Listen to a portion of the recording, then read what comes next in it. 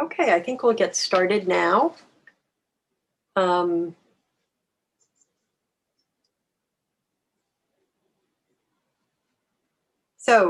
sorry. So welcome. My name is Carol McDonald, and I'm serving as the current Virtual Programming Committee co-chair of the Monotype Guild of New England. I will be serving as a moderator for our Q&A later on. And on behalf of the Guild, I want to thank you all for joining us tonight for our Gelatin Plate Monotype talk with artist Tamar Etingen. Before we start today, however, I'd like to begin by respectfully acknowledging the indigenous cultures of New England. As the Monotype Guild is based in Cambridge, Mass., we join you from the ancestral homeland of the Massachusetts people and the Wampanoag tribe. I would like to recognize them as the past, present, and future caretakers of this land. This land is a place that has long served as a site of meeting and exchange among nations. In that tradition, we look forward to our meeting and exchange today. We have artists, art scholars, and print enthusiasts joining us from all over the US and beyond today. So whether you are joining us in our webinar format, via Facebook Live, or watching this recording at a later date, we are grateful for you and happy that you are here with us today. For those of you not familiar with the Monotype Guild of New England, we are a volunteer-run nonprofit printmaking organization consisting of over 250 contemporary artists creating unique impressions by working in the medium of monotypes and monoprints. As none of our board members or volunteers are paid, all of the amazing work that we do, including our free virtual programming like today's art talk, is an expression of our passion for our craft and larger artist community. All that we do is funded primarily by our membership dues, donations, and submission fees for exhibitions. I want to thank all our members and volunteers who have donated their time and worked tirelessly to keep this organization not only running, but growing and thriving during these unprecedented times. So this actually may be the last virtual program for the summer. As we've all hopefully been being vaccinated and it's getting warm and we can be outside, we decided that probably people are almost totally zoomed out. So we will continue having the regional meetup calls and we'll resume having virtual programming in the fall. And our exhibitions will resume in September with priority prints at the Stone Valley Art Center in Poultney, Vermont. This is a member mail-in show and details can be found on our website. In October, there will be a juried member exhibition at the Rhode Island Watercolor Society in Pawtucket, followed by a members exhibition at Zulo Gallery. So please go to our website at mgne.org for more information. I'm quickly going to go over a few logistics for you. For those of you joining us from Zoom, you will notice that your microphones are muted and your videos are not visible. We ask that you please submit brief questions in the Q&A box, which you should be able to access at the bottom of your screen. Today's presentation will last approximately 45 minutes, and then we will dedicate the last 10 minutes to our question and answer session.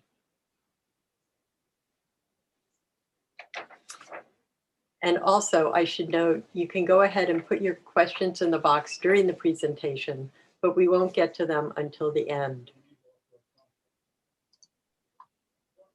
For those of you on Facebook Live, please feel free to drop your questions in the chat. So now that we have that housekeeping out of the way, I'm very pleased to introduce our speaker for today, Tamar Etingen. Tamar is a multidisciplinary artist and teacher, currently concentrating on gelatin plate monotypes. She has exhibited sculpture, installations, paintings, and prints in universities, galleries, and museums across the US. She received her MFA from the Vermont College of Fine Art. Tamar has taught printmaking classes and workshops at the Isabella Stewart Gardner Museum, the Boston Museum of Fine Arts, Curry College, and the University of Maine. So with that, I will turn it over to Tamar. Hi. Oh, there I am. Okay. So yes, and we're going to watch the video now, I think. And if you have any questions, I'd be glad to answer them. Can you hear me? Is my mic on? Yes, it is. Okay. It's okay. Yes, it is. Okay. I don't want to mess anything up. Oh, all right. Because on the side of the screen, there's my name and the mic with a line through it. But if you can hear me, I guess that's okay. We can hear you. You're totally live. Okay. All right. Well, this is my process. I explain it, and so we might as well just get on with it.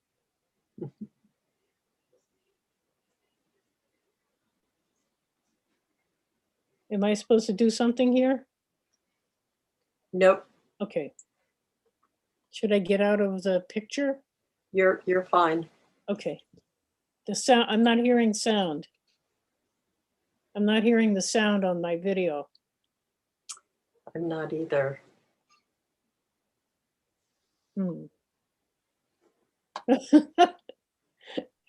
Sorry for the technical issues. We'll play it again. Just give me a second. Okay.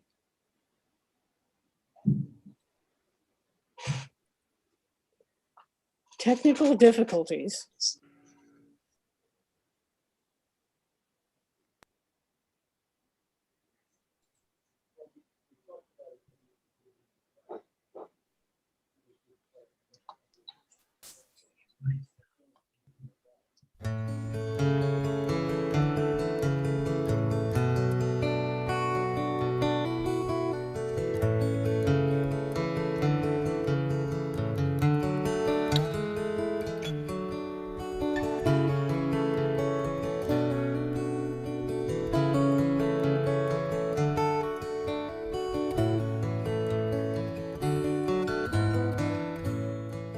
Hi, my name is Tamar Etingen, and I've been asked by the Monotype Guild of New England to do a presentation of my process, which I will do today. I make monotypes using gelatin plate technology, and I will explain that and demonstrate how I lay the process out.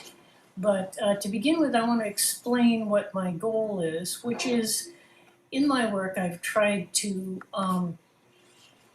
create a layered surface where I'm using plant material and found objects that are all around us, so that you are looking into the layers, seeing layers of color and imagery superimposed on each other, and I think you'll see that creates a sort of a depth.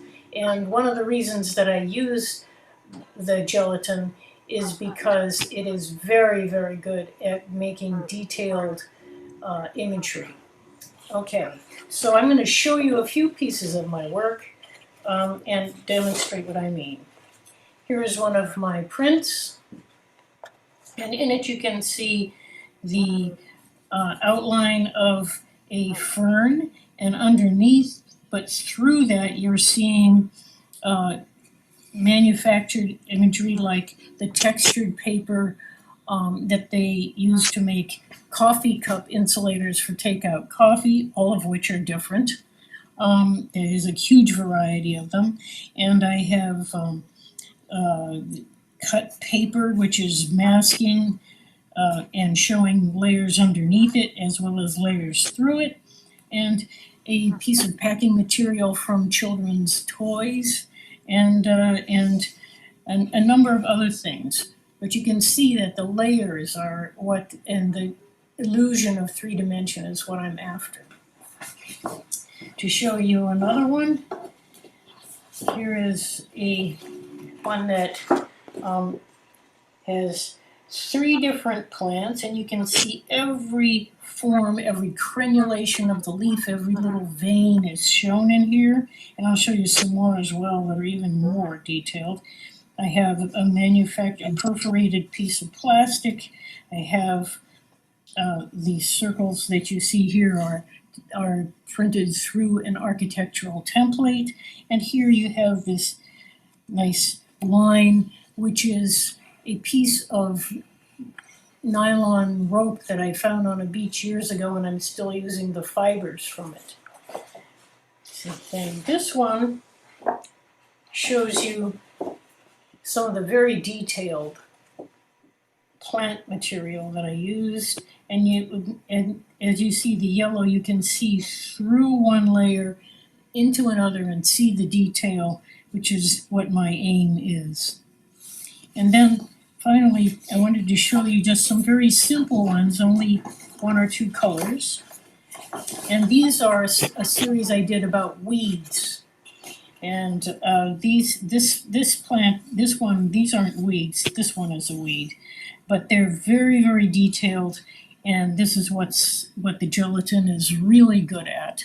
And this has 2 layers of color, one black and one yellow. And I will demonstrate how you can get this detail. This one is weeds, and in the summertime when we have a lot of weeds around, I'm finding weeds. I'm pulling up weeds from cracks in the sidewalk from my garden, and I have these dramatic shapes, and they're survivors beyond anything that we can imagine. And the strong shapes are what I'm trying to capture. And this process does it with great detail, which is what I appreciate about it. All right, I am going to show you how I lay my work surface out, and this works very well for me, and I've done a lot of workshops. It works for everybody if you've got enough space and things are placed properly. First I'd like to focus on the plate and the registration system. Now this is the plate, this is the pad of pharmaceutical gelatin, and I have cast this myself. I have dry granulated pharmaceutical gelatin, which I combine with water, and then I cast the plate in various forms.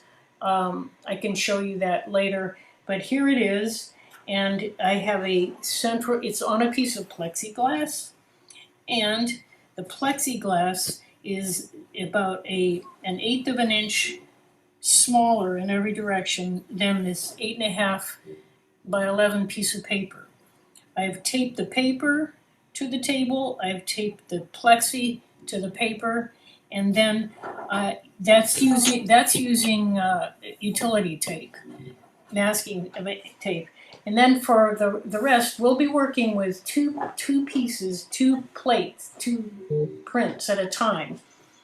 We have the ability to do that anyway. So I've taken the paper, and in this case I'm using cardstock. Cardstock is wonderful paper. It's very tough. It's up for anything. And I've used drafting tape, and it's very important that it's drafting tape because it doesn't damage the paper. The drafting tape is hinging paper, so I can ink it, print, take it off. If there's ink left, I can go back and do this. Okay? So this is my registration system, and it's very important that you get that straight. Nearby, I have a bucket of water and a sponge, very important, and some paper towels. And then within easy reach, I have my paint and my brayers. The paint I'm using is acrylic paint, and I have, in most cases, used extender and retarder. And I must stress that in this process, because I'm using the paint or the ink in a very thin layer on the plate, I need to work quickly. It tends to dry out, especially if the atmosphere, like right now, it's winter, I have the heat on in my studio, and it makes it dry in here, even though you have a bucket of water on the heater. But the thing you got to remember, and I always tell my workshop participants this, is when you got ink on that plate, don't be walking around trying to do something else. You put the ink on, boom, you do what you have to do, and then you can wipe it off. Then you can walk around. Okay, and I will now show you the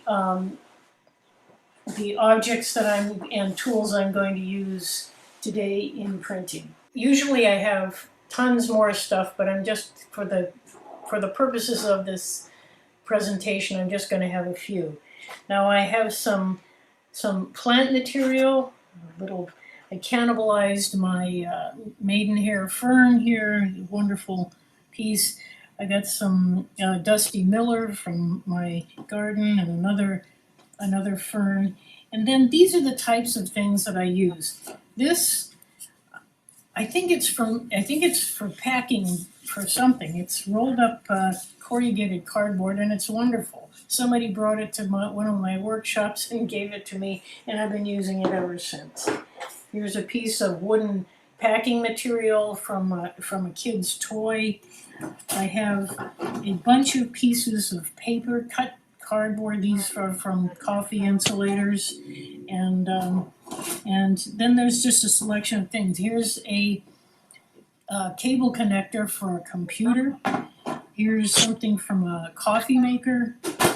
Some of these things, I don't know what they are. I just found them. This, I think, is a piece of flooring material, and it's just a wonderful piece to use. Some more cut paper. It's a shape that I cut.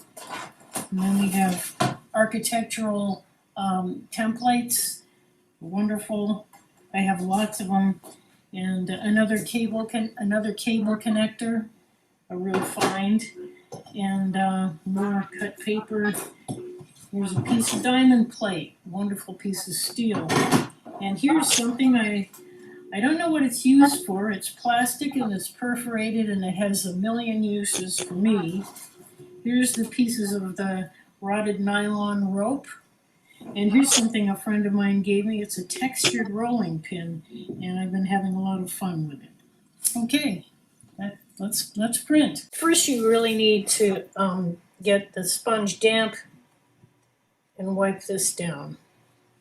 Then you get the ink, and you put the ink on. You want to get a nice, thin, smooth layer. And the best way to do that is you get a light touch, start at the end, and spin it as you leave. And then we're going to manipulate it in some ways. I'm going to put the packing material on there. And let's see. Let's put one of the plants on there, just to start. Smooth, even pressure. You can feel the edges of the plate. And you get some detail, but this is where you get more detail. And you can put it on the other one. And this is the first one. I always say they're like pancakes. The first one is always a little rough. But see, this is not, we're building up layers here. So next I'm going to go down the line. Thin, even coat. And we'll use our packing material from the kid's toy. And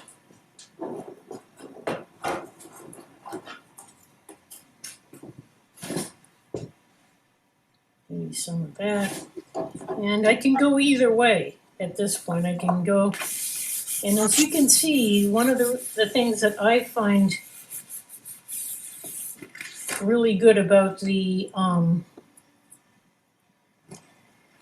gelatin, as opposed to, say, the commercial varieties like Jelly Art, is that you have this option to work on two pieces at once and going back and forth. Now this is something I discovered. This is a little grainy, so what I'm going to do is I'm going to erase and see what I get. So this smooths it out a little bit. I can do it a little more. See what I get. But it's just, it's a lot of this is improvisation.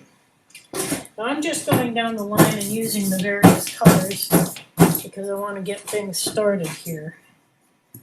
Okay.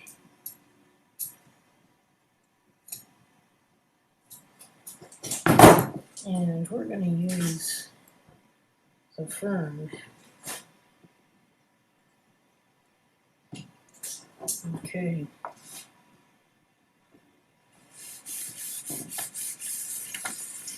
And you see, going back and forth like this, when I take this off, there'll be leftover ink that I can use, as opposed to some of the commercial plates. They're wonderful because you don't have to melt them down and recast them.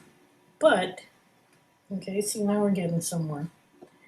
But you don't have this option. Okay, now we're going to print this on the other side.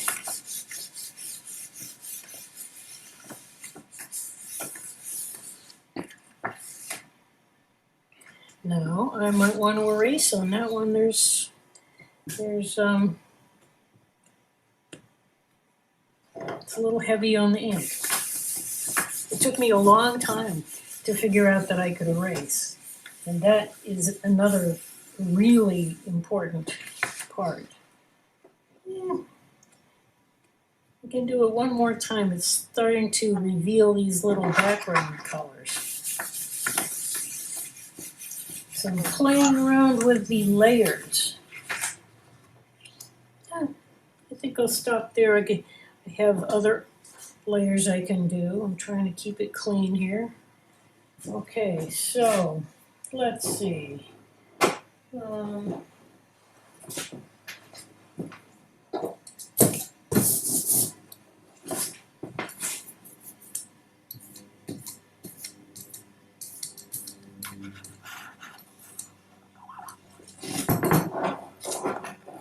All right, so then you have to think, okay, if I want to reveal this piece, this part, I can put that will be in the middle at the bottom, and put that there. And maybe we use another piece of the plant material here. Okay, let's see what we get. So this turquoise is going to block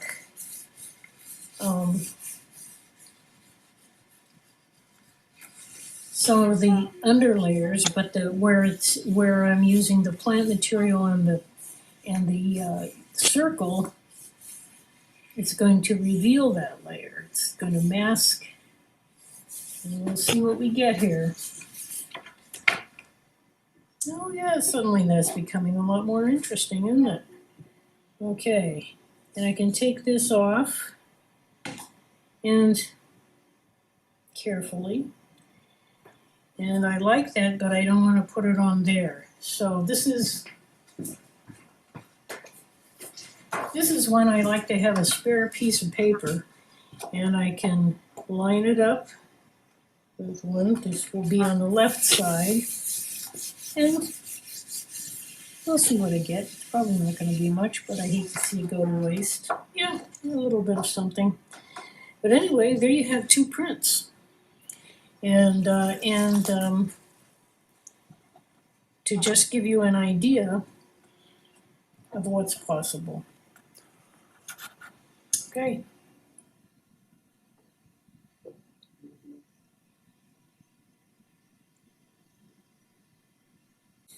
So I have the piece that I took the last bit of ink off here. I had it registered on the left, so I taped it on the left, and I'm going to continue, but I'm not going to go in the same order.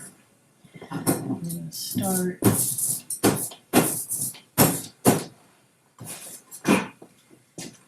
with this color, this very thin ground layer. I'm going to put the architectural template down. And I'm going to press, you're going to get in there with your fingers on all the little interstices. And this will be just a little bit. What I'm after is what's there after I pick up the template. It did some stuff. Okay, I'll pick that up.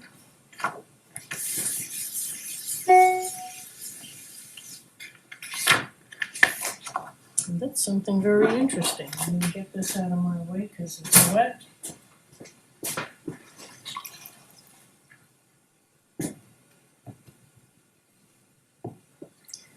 All right, let's see. I think I need a little bit of the phthalo turquoise and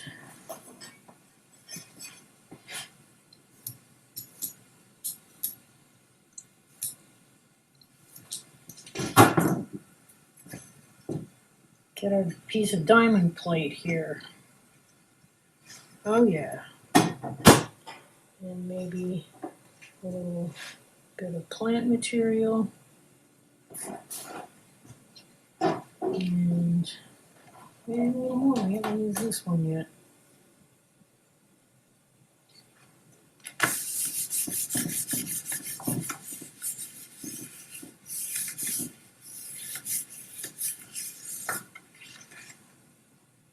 Interesting.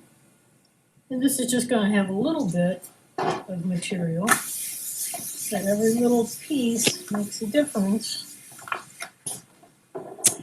Okay. So we're building up the layers. And I used 2 of the very thin colors to start with. Now I'm going to put something more major on this one. Okay, we're going to manipulate this one quite a bit.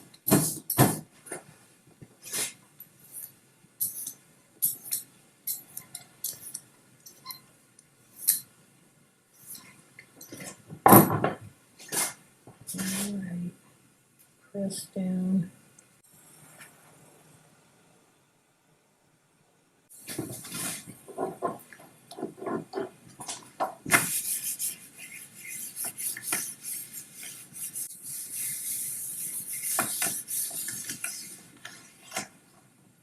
Okay, I'm getting some interesting stuff happening here. And this, I'm going to get it on another piece of paper because I think it's not going to help this one much. So we'll do it on this side this time. This will be, it'll be a little something. Now I have to decide what I'm going to do with these things that I've created. And I think this one, I'm going to warm it up. And I'm going to put a thin layer of yellow. And this is where you're improvising. And that's what I like about it. I like to compare this kind of work to jazz. You're improvising and you're making the best of what you've got. Okay. I think I'll use my comb. These graining combs have a lot of different uses. They're wonderful little sub-layers. Okay, and I like this place right here in this print, so if I'm going to mask it, which I think I'll do, it's going to be on this side, right here. Okay, so let's just see what we have here.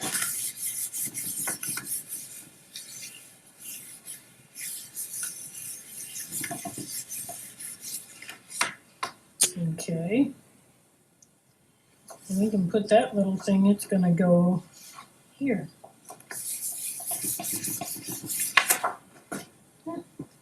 It's a little bit of texture. Okay, so I want to take some of this off and reveal that pattern underneath. So I'm going to use my erasing technique. Now see, now it's starting to show. Maybe just a little more.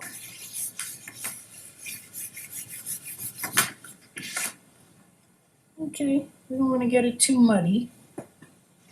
But now I'm starting to get this layer. I'm seeing the leaf from below, and below that I'm seeing the part from the architectural template. So now, thin blue, just a shadow. Okay, nice and smooth.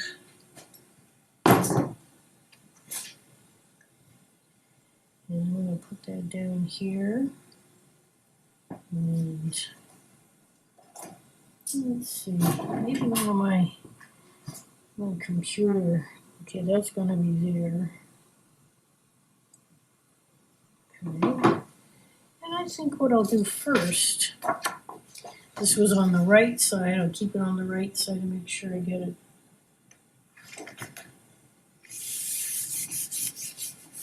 Okay, and fill the edges and the corners. Okay, I'll help that a little bit.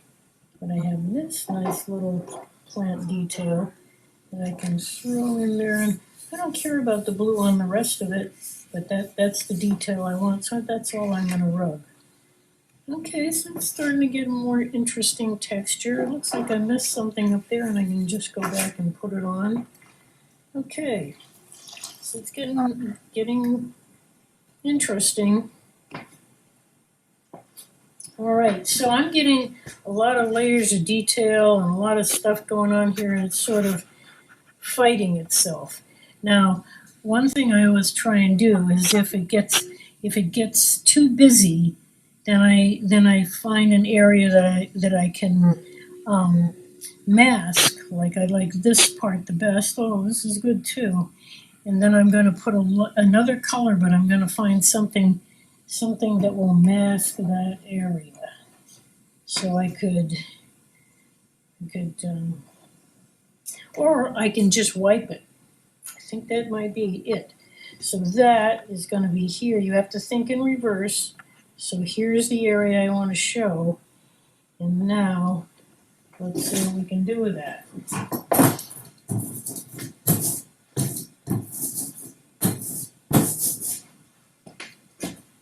So that corner's here to here.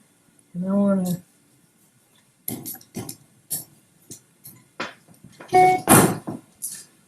make a little cloud. Okay, so I'm going to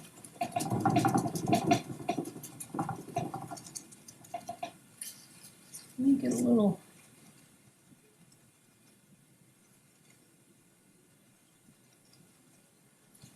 Okay, and maybe, just because we can take, okay, that's going to be here, so I'm going to do this. All right, let's see what we got there.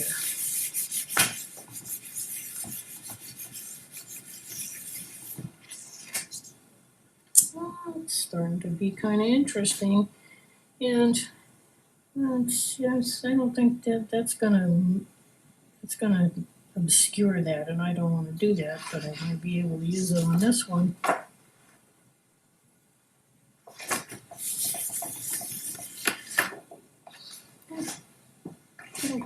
It's just making layers at this point. Okay. So this one is looking pretty good. I might want to erase a little bit of the cloud, but I think I waited a little too long. We'll think about that while we work on this one.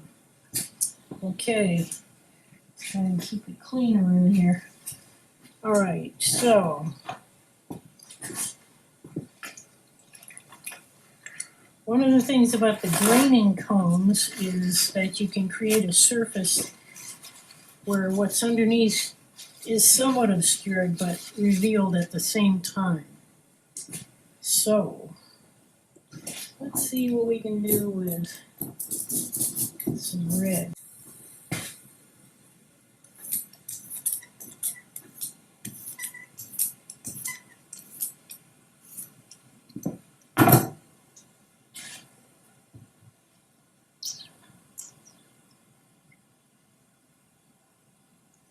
So I'm going to my graining comb, and I'm gonna make some patterns.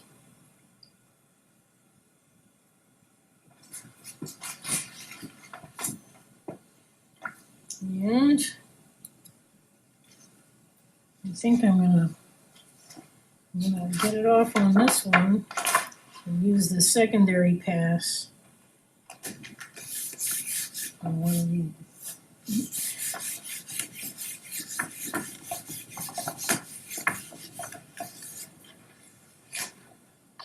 Well, I did something there, but now I can put what's left in here.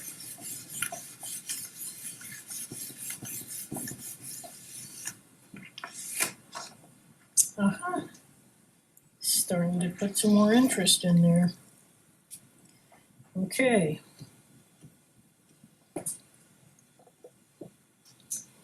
Now, this one, it's this corner. What can I put there? This is where you can applique certain things. I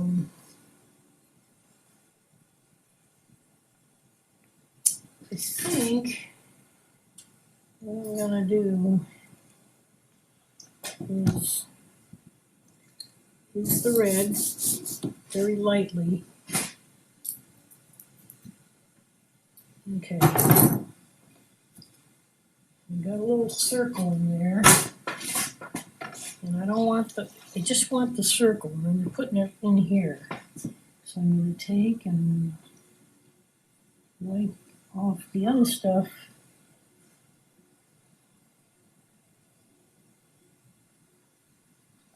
And I'm going to put the circle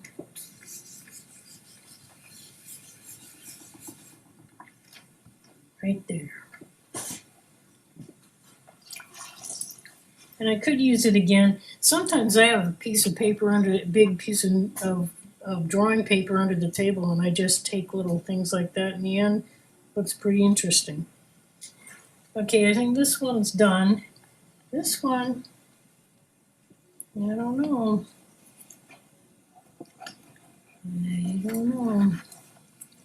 Now I could, this one was over here. And if I put it over here, it's not gonna work out right. But this one, if I wanted to, I could save that part right there.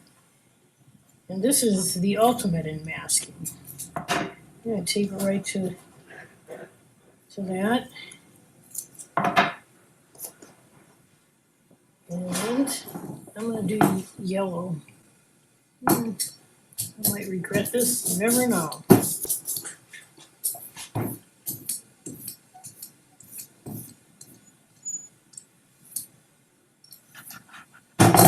Let's see what we get. Let's use this. I'm going to this corner and put it here. Okay.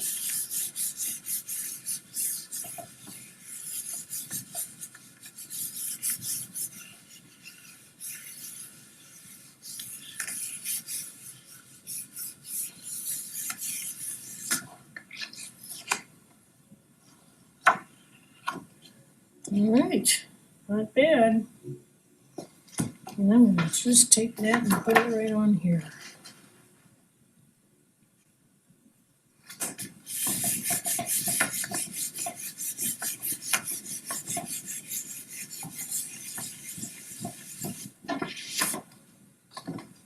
Okay, so let's see. I'd like to see that area more revealed. I'm going to just try this. Could backfire. I don't know. Maybe it came out a little bit more.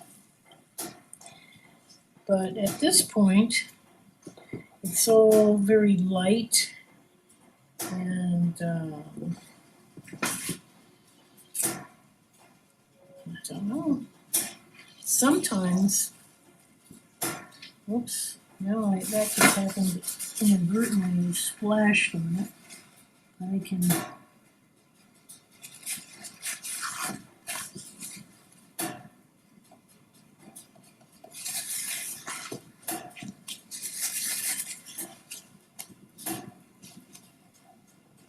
Okay.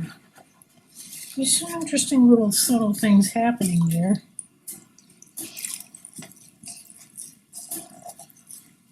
In that short period of time, I did 5 prints working back and forth in the registration system that enables me to work on 2 pieces simultaneously back and forth. It's like a conversation in a lot of ways.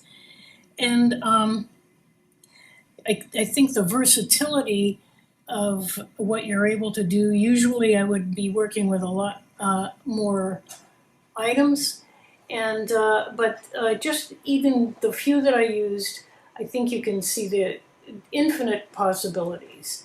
And I'm going to talk about the process again. It's pharmaceutical gelatin, pharmaceutical grade gelatin, and it's very sensitive, more sensitive than anything I've ever used before. And what I do is I cast it. And I've started just recently using these acrylic picture boxes. You get them in a art store, and you can put your picture in there, and there's a cardboard filler. But they're wonderful little molds for the plates, and they come in a lot of different sizes. I have a huge one that I haven't tried yet, but I think it's accessible. It's very low tech. You don't need a press. That's another good thing, and you can do this if you have running water and some table space. So consider it. I find that I'm not worried about its legitimacy, but it is. I think it's a very viable medium, and it's always interesting.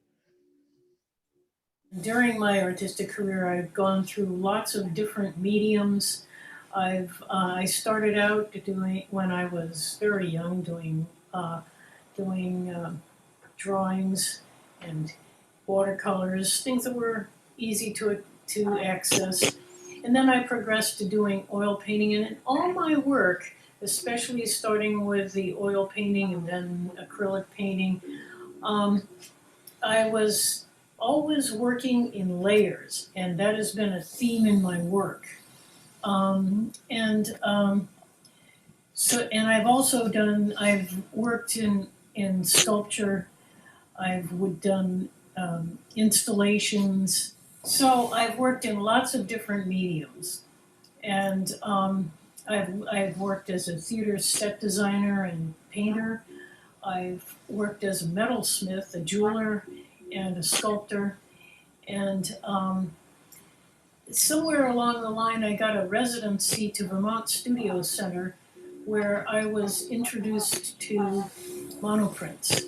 And they, just as a diversion, I was actually working on an installation that involved making an environment like a coral reef. So there were layers. There were 40 different sculptures in this piece on an island that I made, and it was very involved.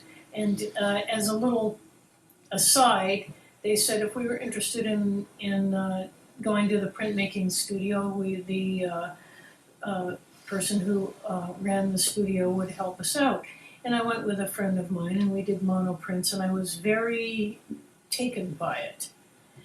And I kept on with it after I got back home, and continued with my metalwork, and I did some architectural metalwork for a theater.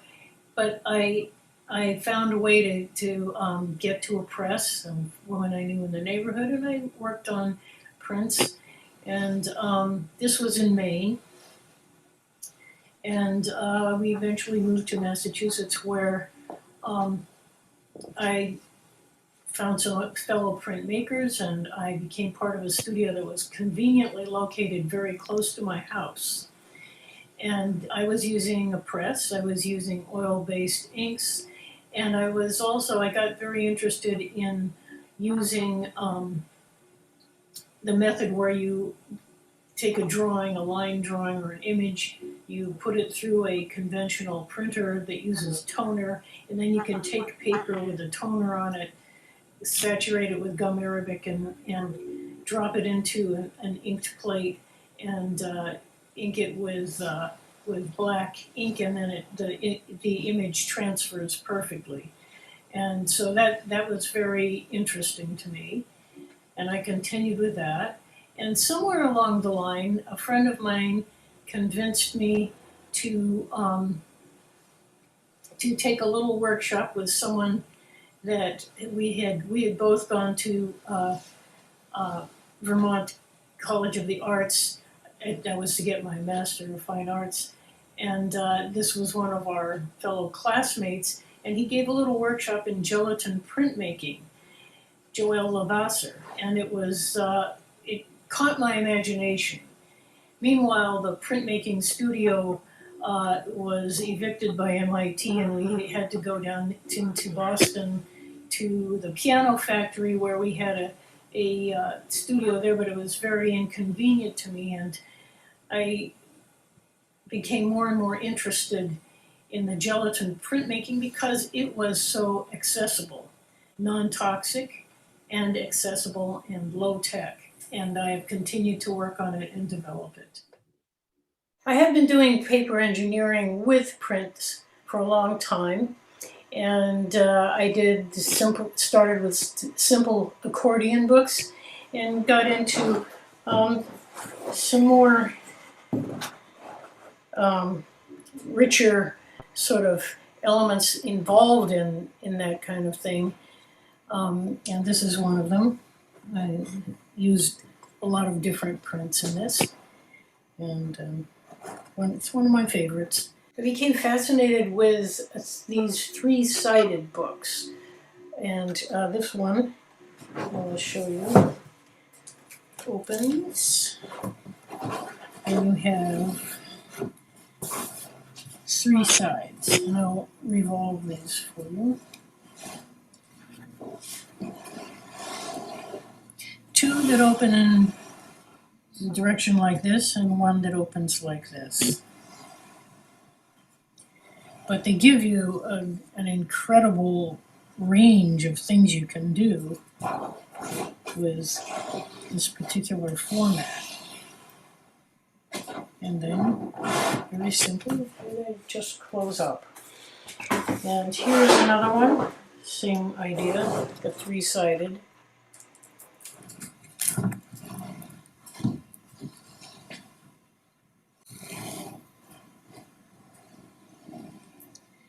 I guess the hard thing is to get someplace where they can be displayed on a plinth or a table so that people can see all three sides.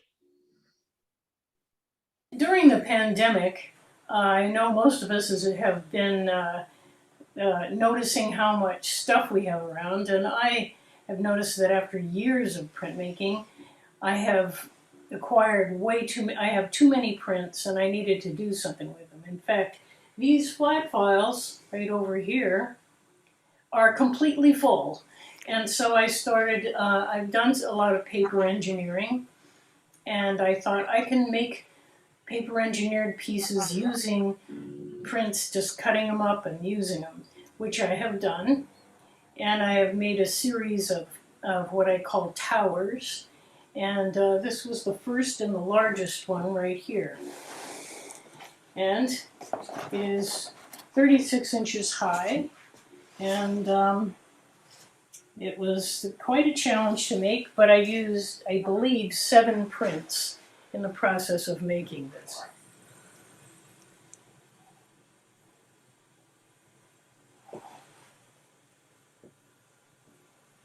And I do have 2 smaller ones, but and I will show you.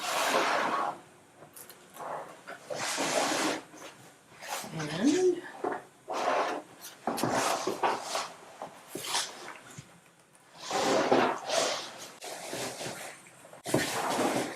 So there you go, 2 more little towers. And I used up maybe 15 prints, 10 or 15 prints just to make them. And so it helps to consolidate.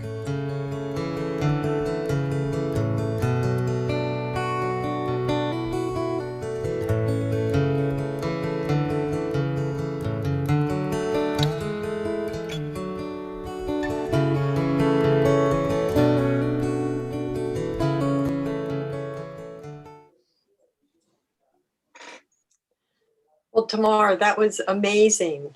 It is, it's especially your books and your sculptures and your use of paper, and it actually with the passing of Eric Carle, it sort of reminds me a bit of some of his work, you know, in the way that you use your textures and put together those images. So just a shout out to Eric Carle and Thank you. all that he's inspired for all of us. We have some great questions, Okay. and before there's quite a few technical things, but before we get into that, oh, just a sec. There was this great question here. Someone anonymous says, love how you compared the process to jazz music. When you work large scale, how big are your jelly prints and what are the biggest challenges of working large scale? Space is the biggest challenge. I have a small studio. And the biggest ones that I've been doing, I just sold 2 of my really big ones, which are 26.5 wide and 40 inches tall. Whoa. And I didn't use a registration system for that. It was free form. And so it was a series of cascading circles, cascading overlapping circles. And it was fun to do, but it was a real challenge in terms of trying to do it in a small space. Mm-hmm. And where do you draw your inspiration and your ideas for your work? Well, as I said in my resume, I plant material for me is really an inspiration. I grew up in California where there's, it's a different environment. It's always lots of plants around.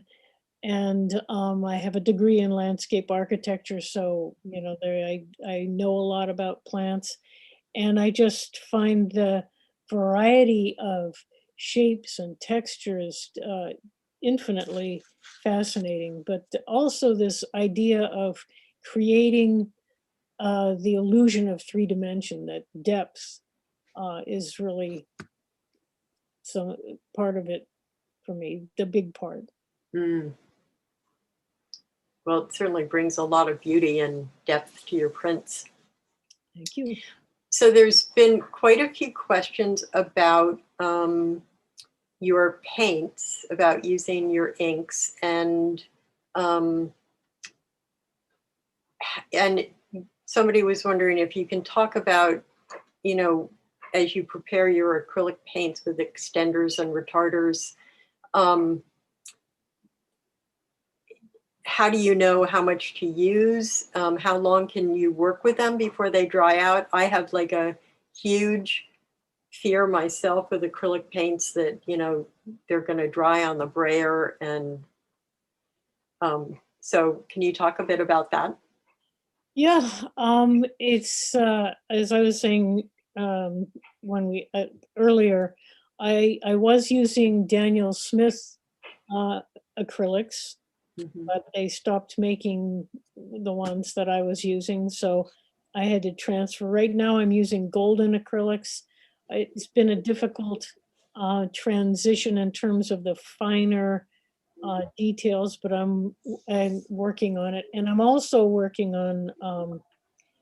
I tried the last year adding a little bit of glycerin to the gelatin in order to keep it over, because what I've been doing is to, well, I can go into that later if someone's asking a question. I should stay on subject, the paint. And how do I know? Well, one of the things I did in my many careers in life is I was a chef in a restaurant for a number of years. And it's like cooking. I don't measure, but I just I do it by intuition. But you can really experiment with that. And when I had to change paints, and when I started doing the glycerin, I started trying to be more scientific about how much I was using and what. But it's not my forte, so it's just you got to just go with it and figure out your way of doing it. What I'm after is a smooth, transparent texture to the paint. When you roll it out and Yes. to be able to work with that to create the transparencies. Yes. And then then could you also then talk about the gelatin and how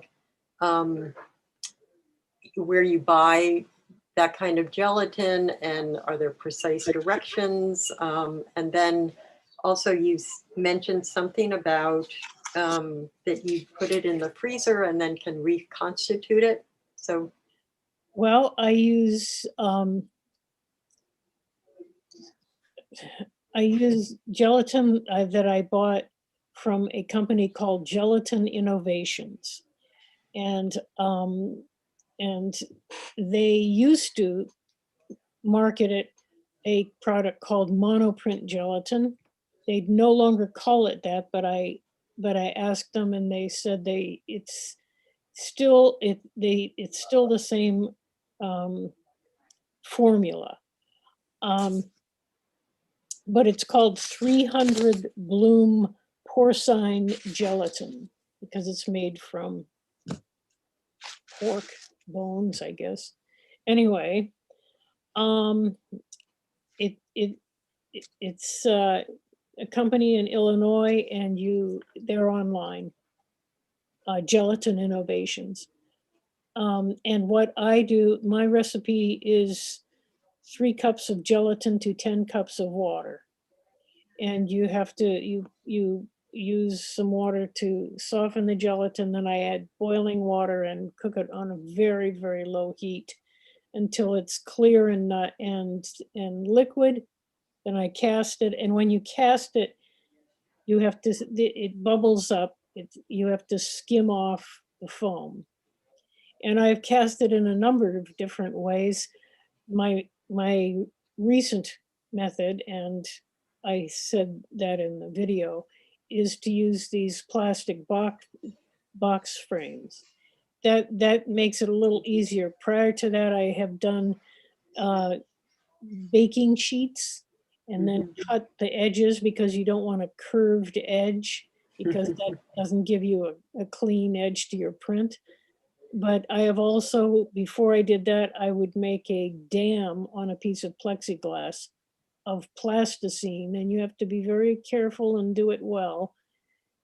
But all the same idea, the same formula. And then you have to skim the bubbles off. But the part that's touching the metal if you use a baking sheet, or the plexi if you're using a box frame, that's the part that's the smoothest, and that's the part that you want to use. So basically, you cast it in whichever method you use. When it's firm, you unmold it and flip it, because the part you want to use the smoothest part.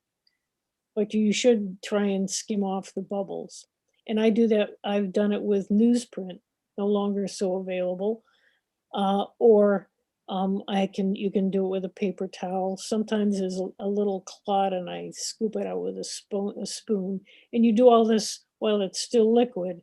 Then you've got to, a lot of times I let it sit overnight. If it's small, you can do it in a few hours, but you want it to be solid when you unmold it.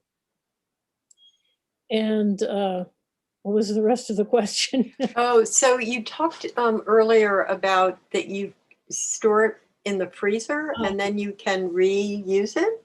Yes.